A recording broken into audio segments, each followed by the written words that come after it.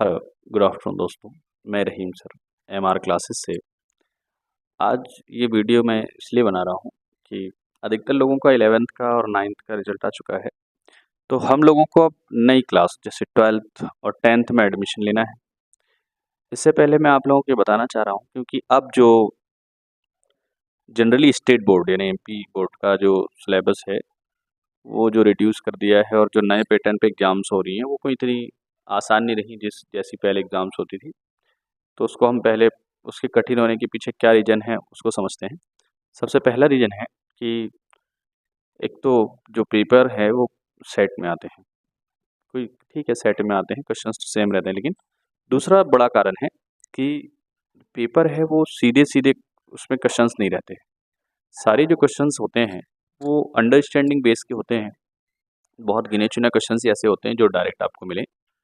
तो दिन ब दिन यानी कि पिछले जब से एनसीईआरटी का सिलेबस आया है एमपी बोर्ड में, तब से ये मान के चलिए कि एमपी बोर्ड का जो लेवल है वो भी लगभग सीबीएसई के जैसा हो गया है।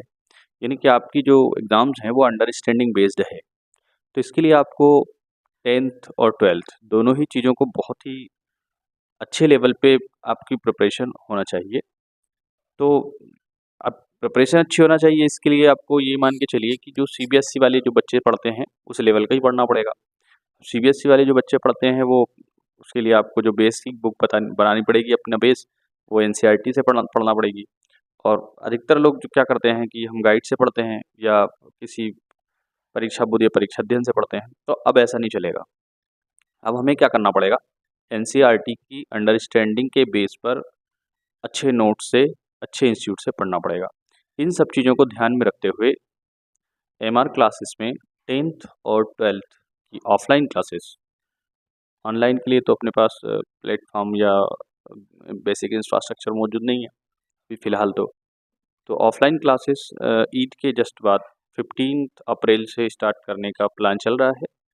तो आप लोग, मैं अभी अपने पर्सनल इसमें कॉन्टैक्ट नंबर दूंगा, एड्रेस वगैरह दूंगा। जो भी एडमिशन चाहते हैं वो जल्द से जल्द मुझसे कॉन्टैक्ट करें। 10th और 12th एमपी बोर्ड और सीबीएसई दोनों की क्लासेस अपन 15 अप्रैल से स्टार्ट कर रहे हैं, क्योंकि देखो सिलेबस भी काफ़ी रहता है और इसको रिवाइज भी करना होता है मल्टीपल टाइम, क्वेश्चंस की भी प्रैक्टिस करना होती है। तो और टाइम अपने पास इतना होता नहीं है। ओके।